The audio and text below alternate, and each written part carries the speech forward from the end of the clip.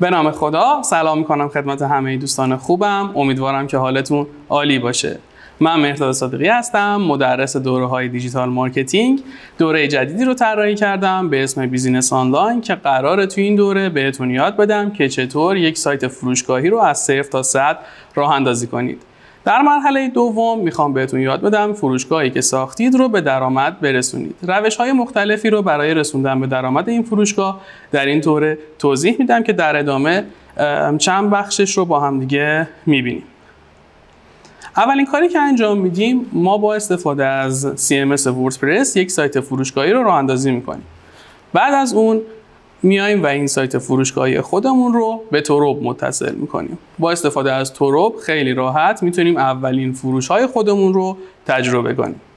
بعد از اینکه سایتمون رو به توراب متصل کردیم میایم و بهینه‌سازی برای گوگل رو انجام میدیم. SEO یا بهینه‌سازی گوگل کاری رو انجام میده که باعث میشه ما از طریق گوگل ورودی داشته باشیم و افراد جدیدی رو جذب کنیم. بعد از اینکه SEO رو یاد گرفتیم با هم دیگه میریم سراغ تبلیغات گوگل ادز. با این روش شما میتونید یک هزینه ای رو به گوگل پرداخت کنید و بعد از اینکه این هزینه رو پرداخت کردید سایتتون در رتبه‌های برتر گوگل نمایش داده بشه و از طریق گوگل هم کسب درآمد کنید.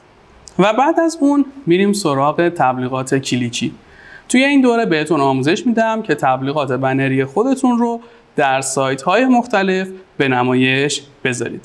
سرفصل جامع رو پایین همین صفحه میتونید ببینید. تمام مواردی که توی این دوره آموزش داده شده و آپدیت هایی که قراره اضافه بشه داخل همین صفحه هست که شما میتونید همه رو مشاهده کنید. بخش بعدی بخش سوالات متداوله. این قسمت رو حتما ببینید که به کارتون میاد. در این قسمت قراره به سوالات پرتکرار شما عزیزان بپردازیم. اولین سوالی که از ما خیلی پرسیده شده اینه که این دوره به چه صورتی برگزار میشه. این دوره به صورت فیلم ضبط شده هست که بعد از ثبت نام شما یک کد لایسنسی در اختیارتون قرار میگیره. این کد لایسنس رو شما باید در نرم افزار اسپات پلیر وارد کنید و بعد از اون به تمامی قسمت‌های دوره دسترسی دارید. البته این دوره جلسات آنلاین و وبیناری هم داره که بهتون اطلاع رسانی میشه و شما میتونید توی این جلسات آنلاین هم شرکت کنید. دومین سوالی که پرسیده شده اینه که پشتیبانی دوره به چه صورتی هست. ما به صورت هفتگی وبینارهایی برگزار میکنیم که توی این وبینارها شما به صورت آنلاین میتونید بیاین و سوالات خودتون رو مطرح کنید و من خودم شخصا به این سوالات پاسخ میدم. همچنین ما پشتیبانی تلگرام هم داریم که از طریق تلگرام میتونید سوالات خودتون رو بپرسید و اگر دسترسی به تلگرام براتون سخت بود از طریق خود سایت قسمت تیکت هم میتونید سوالات خودتون رو مطرح کنید. سوال بعدی که خیلی به نظرم مهمه اینه که هزینه‌های جانبی دوره چقدر است. ببینید دوستان شما برای اینکه بتونید سایت خودتون رو راه اندازی کنید به یک سری هزینه‌ها نیاز دارید، مثل خرید هاست، خرید دامنه و خرید افزونه‌ها و قالب که ما این افزونه‌ها و قالب رو در اختیار شما قرار میدیم تا بتونیم هزینه‌های شما رو کمتر کنیم. اما خرید هاست و دامنه جزو ضروریات هست که شما حتما باید این هزینه رو انجام بدید. حدوداً 1.5 برای 1 سال هزینه شه. البته خب قیمت‌ها مرتب در حال افزایشه. ممکنه تا 2 میلیون تومان همین قیمت افزایش پیدا کنه. مورد بعدی اینه که وبینارهای پشتیبانی دوره به چه صورتی برگزار میشه.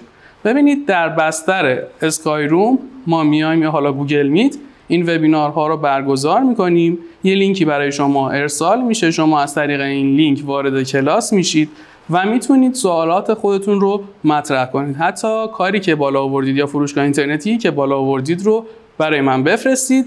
من روی اون کامنت میدم، پیشنهادایی بهتون میدم که بتونید این فروشگاه رو بهترش کنید. سوال بعدی اینه که آیا امکان پرداخت اقساطی دوره وجود داره یا نه؟ در بازه‌های خاص بله. ممکنه یه بازه خاص این امکان وجود داشته باشه، ممکنه یه بازه خاص این امکان وجود نداشته باشه که از طریق تلگرام شما میتونید این مورد رو درخواست کنید. اگر سوال دیگه ای بود میتونید زیر همین صفحه در قسمت کامنت ها بپرسید.